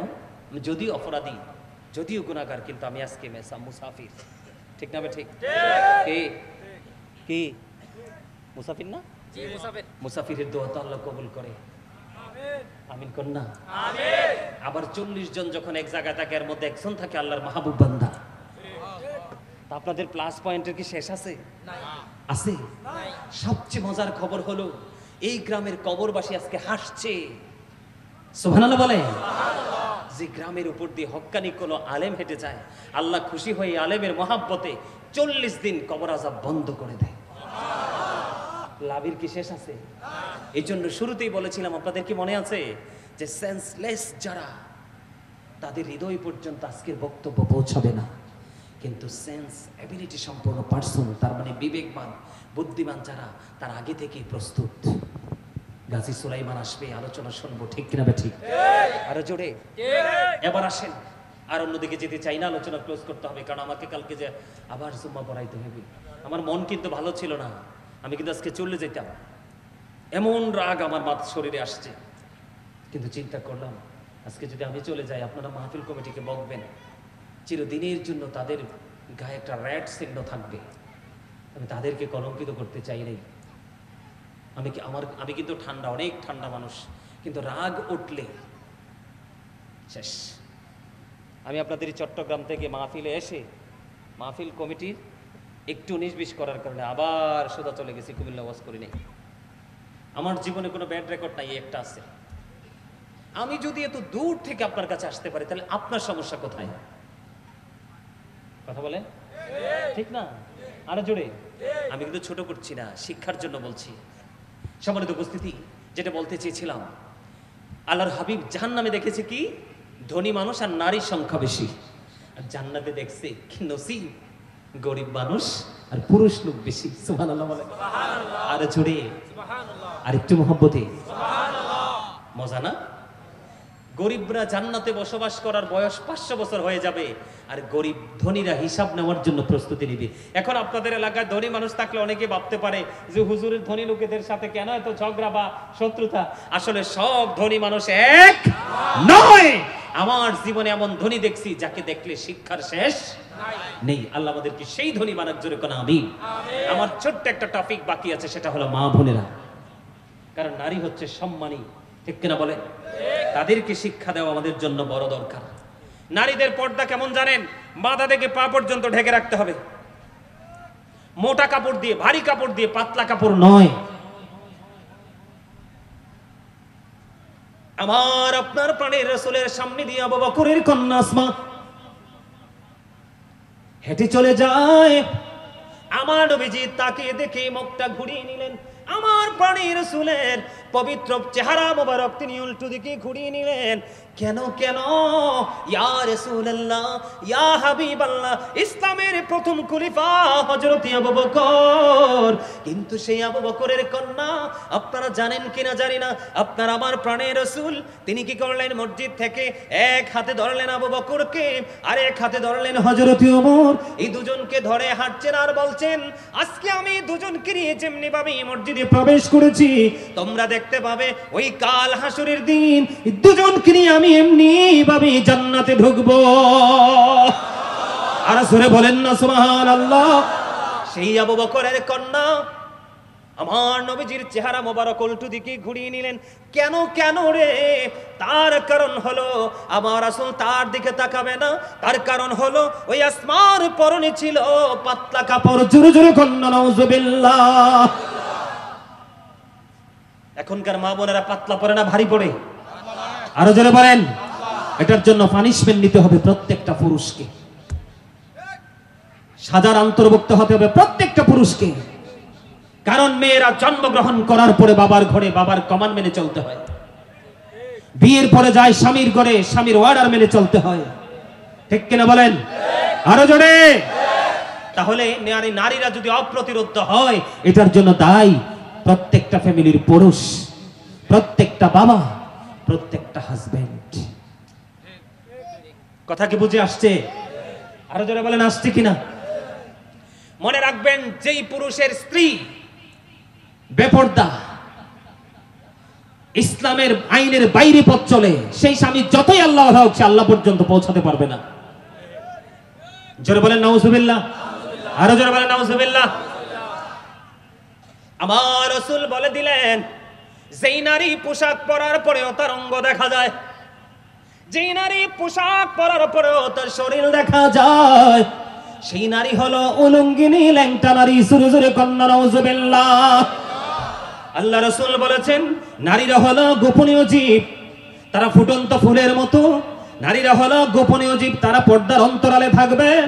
তারা পর্দার অন্তরালে থাকবে, তারা যখন মোটা কাপড় ছেড়ে দিবে, ফ্যাশনেবল পোশাক পরবে, ও বন্ধু পাতলা পোশাক পরবে, যেই পোশাক পরে হিন্দু, খ্রিস্টান, বৌদ্ধ, ইহুদি, নাসারারা যেটা পরার পরে তাদের অঙ্গ দেখা যায়। আপনাকে মনে রাখতে হবে, আল্লাহ বলেছেন উইদ্দাত লিল কাফিরিন, কাফিরদের জন্য বরাদ্দ করেছেন আবার আল্লাহ জাহান্নাম, উইদ্দাত লিল মুত্তাকিন, মুত্তাকিনদের জন্য আল্লাহ বরাদ্দ করেছে জান্নাত। আপনি তো মুত্তাকি হবেন, আপনি ইমানদার হবেন, আপনি ফরেজগার হবেন, আপনি আবেদা হবেন, সালেহ হবেন, মা খাতুর জান্নাত ফাতেমার নেতৃত্বে আপনি জান্নাতে যাবেন। তাহলে আপনাকে মনে রাখতে হবে পাতলা পোশাক পরা যাবে না, কারণ পাতলা পোশাক পরা নারীদের জন্য হারাম।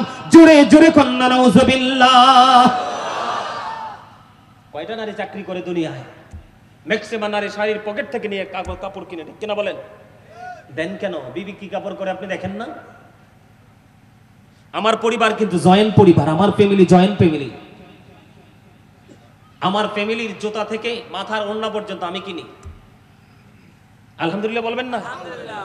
মা বলেন, ওয়াইফ বলেন, বোন বলেন, ভাবি বলেন, যেই বলেন নারী সদস্য, ঈদে হোক নরমালি হোক, সবার কাপড় আমি কিনি। যেটা এনে দিব সেটা আলহামদুলিল্লাহ বলবো না। আলহামদুলিল্লাহ বলবেন না? কোনো ধরনের কোনো কি নাই, নেগেটিভ কমেন্টস নাই। আপনি আমার মতো হয়ে যান, কথা বলেন না কেন? আমার সামনে আছে তো আমার লোক, জিজ্ঞেস করেন। আমি প্রয়োজনে জুতা পায়ে না লাগলে 4 বার আমি মার্কেটে যাব, 5 বার যাব, তারপরও নারী নিয়ে বের হবে না। বলে হুজুর নারীরা কি 4 পায়া জন্তুর মতো? না না, কেন হবে রে? তোমার ঘুরতে মনে চায়, বাবাকে নিয়ে বের হয়ে যাও। তোমার ঘুরতে মনে চায়, বিয়ে হয়েছে, স্বামীকে নিয়ে বের হয়ে যাও। তোমার স্বামী নাই, উপযুক্ত বুঝের ছেলে আছে, তোমার ওদরের সন্তান আছে, তুমি তোমার সন্তান নিয়ে ঘুরতে বের হয়ে যাও। তুমি পায়ের পাতা দেখাতে পারবে, হাতের তালু একটা এদিক তাকান নারীরা, হাতের তালুটা দেখাতে পারবে, পায়ের তালুটা দেখাতে পারবে, কিন্তু বিশেষ কারণে মুখমণ্ডল দেখাতে পারবে, আর বাকি সব সময় তারা তাদের অঙ্গ ঢেকে রাখতে হবে। জোরে জোরে বলুন না আলহামদুলিল্লাহ। নারীদের মর্যাদা আছে না নাই? এ থাকতে হবে কি দিয়ে? পোশাক দিয়ে। আরো জোরে বলেন। নারীরা গোপনীয় জীব, তারা গোপন থাকবে। তারা যখন গোপনীয় থাকে, পোশাক ছেড়ে পাতলা কাপড় পরে যখন প্রকাশ্যে আসবে, আমার নবীজি বলছে শয়তান তাদেরকে দেখে উকি ঝুঁকি মারে। নাউজুবিল্লাহ কর না। আরো জোরে, আরো জোরে। এই জীবনে দেখছেন নি বোরকা পরা নারী ধর্ষণের শিকার হইতে? শুনছেন কেউ? আরো জোরে বলেন, শুনছেন কেউ? সত্যিকারের ইসলাম প্রিয় বোরকা পরে পর্দা করে চলে এমন একটা নারী ধর্ষণের শিকার হয়েছে, ইফটিজিং এর শিকার হয়েছে, হেনস্থার শিকার হয়েছে, এমন রেকর্ড বাংলাদেশে আছে? নাই। যত হচ্ছে যারা উল্টা পথে হাঁটছে তাদের জন্য, ঠিক কিনা বলেন? আরো জোরে। তাহলে পোশাক পরার ক্ষেত্রে মা বোনদেরকে সচেতন হতে হবে। তবে পোশাক পরবেন, যে পোশাক ব্যবহার কিভাবে করবেন, এই আজকে মিঞ্জির তলার আমার মা বোনদেরকে বলে যাই, আমার রাসূল বলেছে যাদের স্বামী কাছে নাই, ও বোন তোমরা কখনোই ভালোভাবে সাজগোজ করিও না, নতুন জামা পরিও না, কারণ তোমার রূপ এবং সৌন্দর্য দেখার একমাত্র মালিক হলো তোমার প্রাণের স্বামী।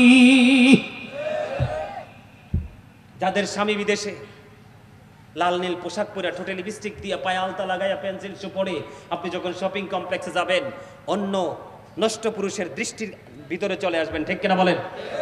পুরুষের মন মানসিকতা নষ্ট হবে, আপনি ওই আপনার ইজ্জত চলে যাওয়ার সম্ভাবনা থাকবে। শুধু কিসের কারণে? পোশাকের কারণে। কিসের কারণে? আরো জোরে বলেন, কিসের কারণে? পোশাকের কারণে। তাহলে পোশাকের সৎ ব্যবহার করতে হবে কি হবে না? আরো জোরে বলেন। এটার দায়িত্ব নিতে হবে কাকে? বাবা মা বলে কথা নাই, পুরুষকে। হতে পারে ভাই, হতে পারে বাবা, হতে পারে চাচা, হতে পারে জাটা, যে কোনো পুরুষ সংসারে দায়িত্বে থাকবে, যে যার নেতৃত্ব দিবে তাকে দায়িত্ব নিতে হবে, ঠিক কিনা বলেন? আরো জোরে। কথা বুঝতে পারছেন? তাহলে আমাদের এই আইন মানতে হবে কি হবে না? হ্যাঁ, হবে কি হবে না? কিন্তু কথা হইল যাইয়া, এই এখনকার মেয়েরা জিন্স প্যান্ট পরে কি পরে না? আরো জোরে বলেন। যেই নারী পুরুষের পোশাক পরবে আর যেই পুরুষ নারীর পোশাক পরবে, উভয় দলকে আমার রাসূল লানত দিয়ে গেছেন, অভিশপ্ত করে গেছেন। নাউজুবিল্লাহ বলেন। যেই নারী পুরুষের পোশাক পরে পুরুষের মতো চলে, ওই মহিলাকে বলা হয় মর্দা মহিলা। ওই মর্দা মহিলার জন্য জাহান্নাম বরাদ্দ, আর জাহান্নামের মধ্যে সবচেয়ে নিকৃষ্ট একটা খাবার বরাদ্দ, যেটার নাম হলো তিনাতুল খাবাল। ইয়া রাসূলুল্লাহ, ইয়া হাবিবাল্লাহ, নবী গো, এই তিনাতুল খাবালটা কি গো? আমার রাসূল বললেন, এই তিনাতুল খাবালটা হলো আরেকটা জাহান্নামের নিংড়ানো রক্তপুঁজ। ও মামা, আওয়াজ তো বুঝে না, নাউজুবিল্লাহ তো সবাই চিৎকার মেরে বলার কথা। এত জোর, এত আস্তে বলা হবে না, সবাই জোরে বলেন নাউজুবিল্লাহ। আপনারা কি একটু বুঝতে পারছেন আমার কথা? আরে আমার কথা না তো, এটা আমার নবীজির কথা। নবীজির কথা বিন্দু পরিমাণ সন্দেহ করা যাবে? আরো জোরে বলেন যাবে। হযরত মুহাম্মদ সাল্লাল্লাহু আলাইহি ওয়াসাল্লাম was born in Arab country. His father's name was Abdullah. His mother's name was Amina. His father died before he was born. He lost his mother in his childhood. He was very truthful. আপনার আমার বাবা মা কেউ না থাকার কারণেও, তারপরেও he was very truthful. আপনার আমার প্রাণের রাসূল ছিলেন শ্রেষ্ঠ সত্যবাদী। এত আস্তে সুবহানাল্লাহ। আমার নবী ছিলেন শ্রেষ্ঠ সত্যবাদী, আমরা হচ্ছি শ্রেষ্ঠ মিথ্যাবাদী। ঠিক না ঠিক?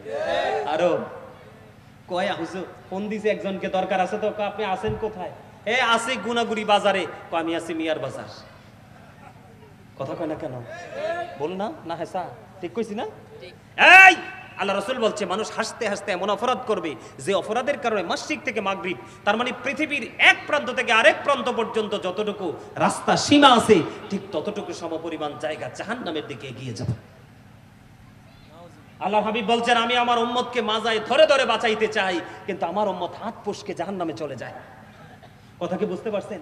তার মানে নবীজি উম্মতের মাজায় শক্ত করে ধরে রাখছে, না আমি আমার উম্মতকে জাহান্নামে কোনোভাবেই যেতে দিব না, আমার আল্লাহর আমার স্রষ্টার অবাধ্য কোনোভাবেই আমি হতে দিব না। কিন্তু উম্মত কি করলো?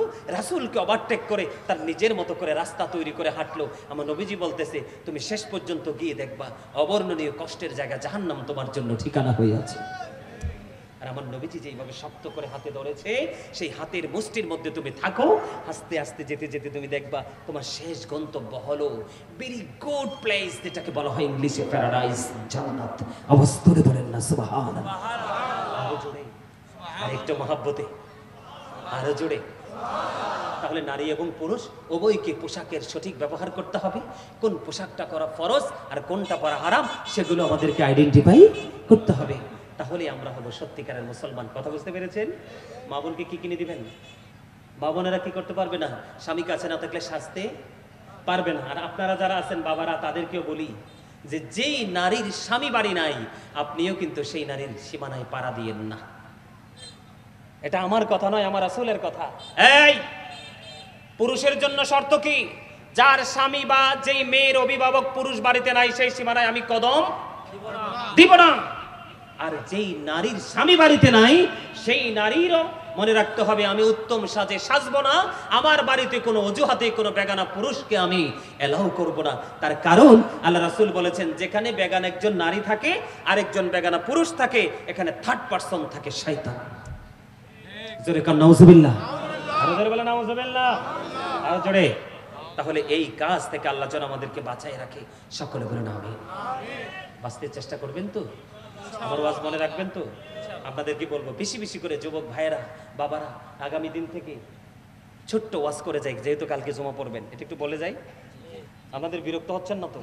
আমি 12টার মধ্যে মোনাজাত দিয়ে দেওয়ার কথা ছিল, 12টার মধ্যে মোনাজাত দিয়ে দেওয়ার কথা ছিল। লং টাইম হয়ে গেছে আমার আলোচনা। আমি ভাবছিলাম আজকে 1 ঘন্টা আলোচনা করে চলে যাব। যেহেতু আপনারা সবাই এসেছেন, আমার মাহফিলের একটা ধরন আছে, যেখানে যাই আমার মাহফিলের একটা ধরন হলো, আমি খালি মাঠে ওয়াজ শুরু করব, কিন্তু শেষ সময় ফিল আপ হয়ে যাবে। আলহামদুলিল্লাহ বলেন না? কারণ আমি এখানে শুটিং করার জন্য আসিনি, সত্যিকার অর্থে আপনাদেরকে টিচিং দিতে এসেছি। আমার আল্লাহ জানে আর আমি জানি। এই জন্য পাগলগুলোকে আমার আল্লাহ ঘর থেকে বের করে দিয়েছে। এই যা না কেন, আমার পাগল তো কুমিল্লা থেকে আসছে, তার কাছ থেকে কিছু নিয়ে আসো। দেখছেন মাঠটা ফাঁকা হয়ে গেছিল না? কিন্তু আমার বিশ্বাস ছিল যে একটা সময় মানুষগুলো ছুটে আসবে পাগল হয়ে। সেই আত্মবিশ্বাসটাকে আল্লাহ কবুল করে নিয়েছে। সকলে বলুন আমিন। সকলে বলুন আমিন। আরো জোরে বলুন আমিন। প্রয়োজনে পিছনের কাপড়টা খুলে দেন অথবা উঠিয়ে দেন, আর কিন্তু সামনে আসতে পারবে না। গরম তো প্রচুর। আর যদি বলি এটা জুলুম হবে, কারণ তারা এমনিতেই গরমের মধ্যে আছে না? আপনারা ভুল করছেন। তো আমি গত প্রোগ্রামে দেখেছি পুরো প্যান্ডেলে ওরা মাহফিল কমিটি ফ্যান দিয়ে দিয়েছে। মাহফিল কমিটি তো আমাকে ছাড়তেই যাইতেছে না। শ্রোতারা তো বলতেছে হুজুর চলতে থাকো কন্টিনিউয়াসলি, কিন্তু আমারও তো আসছি, আবার যাইতে হবে, আবার ডিউটি করতে হবে, জুমা পড়তে হবে, আবার রাতের বেলা প্রোগ্রাম করতে হবে, আমারও তো ডিউটি শেষ নাই। হ্যাঁ, এদিক তাকান। যেহেতু পোশাক নিয়ে কথা বলছি, আগামী দিন যেহেতু জুম্মা পড়বেন, একটু গভীরভাবে শোনেন। আল্লাহ রাসূল বলেছেন আল জুমআতু ইলাল জুমআ, হাদিসের ছোট্ট একটা অংশ বিশেষ। এক জুমা থেকে আরেক জুমা যদি আপনি সঠিকভাবে কাজ করতে পারেন এবং কবিরা গুনাহ থেকে বেঁচে থাকতে পারেন, তাহলে এক জুমা থেকে আরেক জুমা পর্যন্ত মাঝখানে সবগুলোর কাফফারা হয়ে যাবে দুই দিকের জুম্মার কারণে। যেরকম সুবহানাল্লাহ।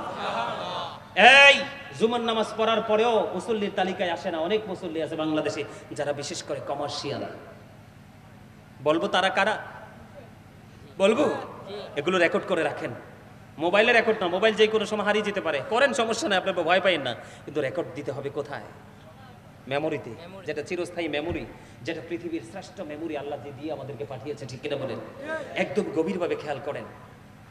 জুম্মার দিনে অনেকে মুসল্লির তালিকায় আসে না, অথচ জুম্মার দিন হলো সাইয়্যিদুল আইয়াম, শ্রেষ্ঠ দিন জুম্মার দিন, যেটা ঈদুল ফিতর এবং ঈদুল আজহা, রোজার ঈদ, কুরবানির ঈদের দিনের চাইতে দামি হলো জুম্মার দিন। কারণ এটা মুমিনের ঈদের দিন, গরিবের হজের দিন, দোয়া কবুলের দিন। আমিন বলেন।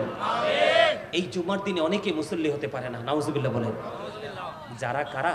যখন ইমাম সাহেব এই খুতবাটা নিয়ে, কি নিয়ে খেয়াল করেন, খুতবাটা নিয়ে যখন সে হুজরা থেকে মসজিদের দিকে বের হয়, অথবা তিনি মসজিদের সুন্নাত নামাজগুলো পড়ে উনি ওনার মিম্বারের দিকে যখন খুতবাটা নিয়ে রওনা হয়, ঠিক তখনই যেই মুসল্লিগুলো আসে, তখন তাদের নাম আর শুক্রবারের জুম্মার মুসল্লির তালিকায় তার নামটা আসে না।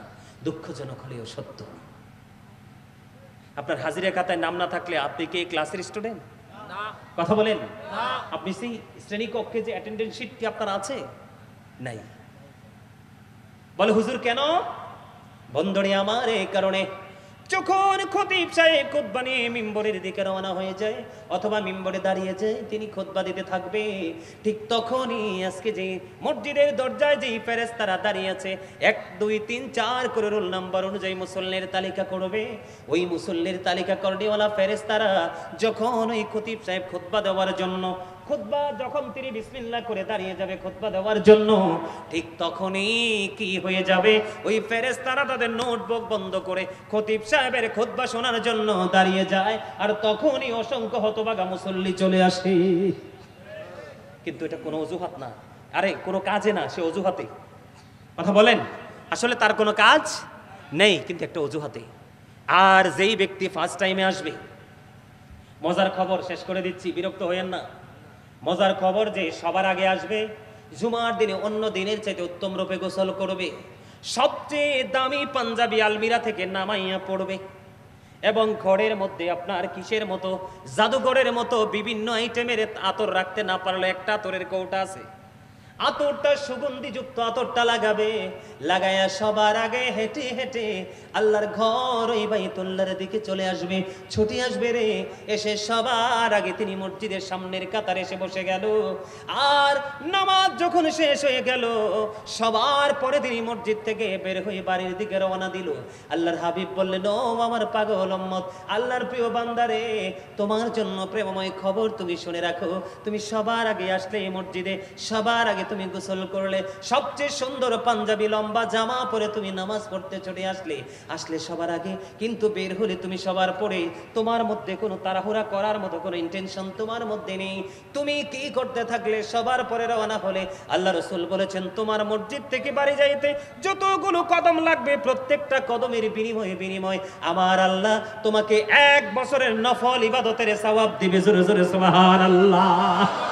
তাহলে আপনার বাড়ি যাইতে যদি 50টা কদম লাগে, আপনারা বোয়ালখালীর মানুষ কি বলেন, আরে সরি বাঁশখালীর মানুষ কি বলেন, কাইক।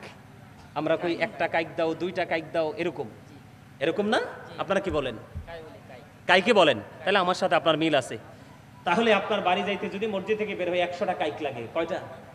অথবা 50টা কাইক যদি লাগে, তাহলে আপনার আমল নামে 50 বছরের নফল ইবাদতের সওয়াব। এখনকার মানুষ তো 50 বছর হায়াত পায় না, হার্ট অ্যাটাকে মারা যায়, স্পট দেয়। ঠিক কিনা বলেন? আরো জোরে হয় কি হয় না? তো এজন্য আরো আলোচনা করতে পারবো, কিন্তু সেদিকে যাবো না, অনেক লম্বা সময় আলোচনা হয়ে গেছে। আমার এই ভাইটা একটা অনুরোধ করছে, একটা গজল গাইতে। কোনটা গাইবো? মায়ের একটা গজল গাইতে বলছে, অনুরোধ সর্বশেষ। আপনারা কি শুনবেন? শুনবেন? আমি বেশি গাইবো না, অল্প একটু গাইবো, পারলে আমার সাথে গাইবেন। তোরা কই পাবি অমূল্য রতন, আমার মায়েরই মতন রে, নাই দরদি। তোরা কই পাবি অমূল্য রতন, আমার মায়েরই মতন রে, নাই দরদি। বিজা জাগায় মায়ে শোয়া, শুকনা জাগায় আমায় রাইখা গো, অসি কত কষ্ট করলেন মায়ে, আমার লালনার পালন রে, নাই দরদি।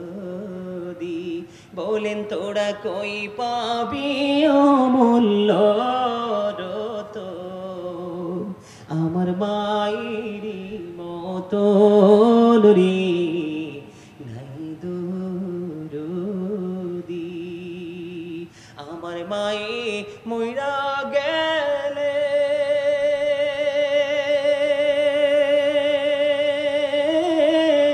আমি কাকে ডাকিব মা মা বলে, মা মা গো, অসে কত কষ্ট করলেন মায়ে, আমার লালনার পালন রে, নাই দরদি। যেই সার জনে কান্দে লয়া, আমি কোথায় যাব মাকে নিয়া,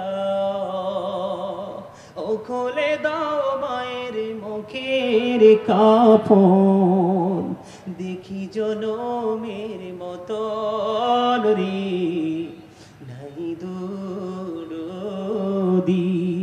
তোরা কই পাবি অমূল্য রতন, আমার মায়েরই মতন রে, নাই দরদি। অন্ধকার কবরের মাঝে কি জানি কি আজাব হবে গো, ও সে মাফ করে দাও আল্লাহ মাবুদ, আমার জন দুঃখিনী মাকে, নাই দরদি। তোরা কই পাবি অমূল্য রতন, আমার মায়েরই মতন রে, নাই দরদি। মারহাবা বলেন, এত জোরে বলেন। আপনারা মনে অনলাইনে আমার আলোচনা শোনেন না, শোনেন না, হয়তো কিছু লোক শোনেন। আমি যখন মাহফিলে যাই, যুবকদের গজল গাওয়ার যে হিরিক, আরে গজল শোনার যে হিরিক, আমার পাগল করে ফেলে। হুজুর এই গজলটা, ওই গজলটা, এটা ওটা, কিন্তু আপনাদের এখানে এরকম কোনো ফিলিংস নাই যুবকদের। তার মানে আপনারা আমার গজল শোনেন না।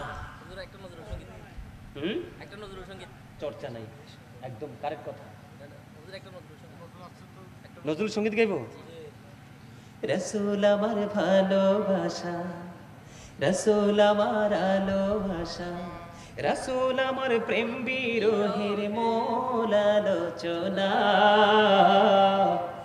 রাসূল আমার কাজে কর্মে অনুপ্রেরণা, রাসূল আমার ভালোবাসা, রাসূল আমার আলোবাসা, রাসূল আমার প্রেম বিরহের মূল আলোচনা, রাসূল আমার কাজে কর্মী অনুপ্রেরণা, নেতার মতো নেতা যখন পাই না কোথাও খোঁজে, দুঃখ শুধু দুঃখ আমার এই হৃদয়ের মাঝে। মারহাবা বলেন, আরো জোরে, আরেকটু জোরে। অনলাইন থেকে শুনবেন, সব গাওয়া আছে আমার। আল্লাহ আমাদের সবাইকে কবুল করে নিক, সকল বলুন আমিন। আমি যে ওয়াজ করছি, কোন কোন বিষয় ওয়াজ করছি মনে আছে? মনে আছে? বলতে পারবেন? প্রথমে কোন বিষয় নিয়ে আলোচনা করছিলাম বলেন তো? দুরূদ, জিকির। জিকির এত দেরি কেন? এত মানুষের ভিড়ে তো আরো তাড়াতাড়ি বলার কথা ছিল। কি নিয়ে আলোচনা করেছিলাম? জিকিরের ফজিলত, জিকিরের বরকত, তাই তো? সেকেন্ড টাইম দুরূদের ফজিলত, ঠিক না? ঠিক, আরো জোরে। মাঝে মাঝে আরো প্রাসঙ্গিক কত বক্তব্য, তাই না? এরপরে পুরুষের পোশাক, নারীর পোশাক, তাই তো? চারটা বিষয়। কয়টা টপিকস? কয়টা? এই চারটা মনে রাখবেন। আর মনে না থাকলে মিডিয়াগুলো তো আছেই, ওখান থেকে কালেক্ট করবেন। ওদের আবার সিস্টেম ভালো আছে। ওরা যেই কোনো বিষয়টা, যতটুকু বিষয় থাকে বিষয়টাকে মেকিং করে ওরা পাবলিশ করে দেয়, ঠিক না? তা আমি মায়ের শানে গজল গাইছি, আবার এখানে একটা ছেলেকে দেখছি কানতে। আপনারা সবার মধ্যে ছিল একটু অন্যরকম মানসিকতা, কিন্তু মায়ের সাথে আপনাদের কি প্রেম নাই? এখানে আছে? মারে কষ্ট দিয়েন না। এই মাহফিল, দান, সদকা কোনো কিছু আল্লাহ কবুল করবে না। মায়ের পায়ের নিচে সন্তানের জান্নাত, বাবার সন্তুষ্টি, আল্লাহর সন্তুষ্টি মনে রাখতে হবে। আল্লাহ আমাদের সবাইকে ইসলামের আইন মেনে পথ চলার তৌফিক দান করো। আল্লাহ রাব্বুল আলামিন আমাদের সবাইকে 5 ওয়াক্ত নামাজ পড়ার, হালাল পথে রোজগার করার, সবসময় সদা সত্য কথা বলার এবং পারিবারিক সামাজিক বন্ধনে আবদ্ধ হয়ে পথ চলার তৌফিক যেন আল্লাহ আমাদেরকে দান করে। সকলে বলুন আমিন। এই বলে আমি আমার সংক্ষিপ্ত আলোচনা শেষ করেছি। আখিরি দাওয়ানা আলহামদুলিল্লাহি রাব্বিল আলামিন।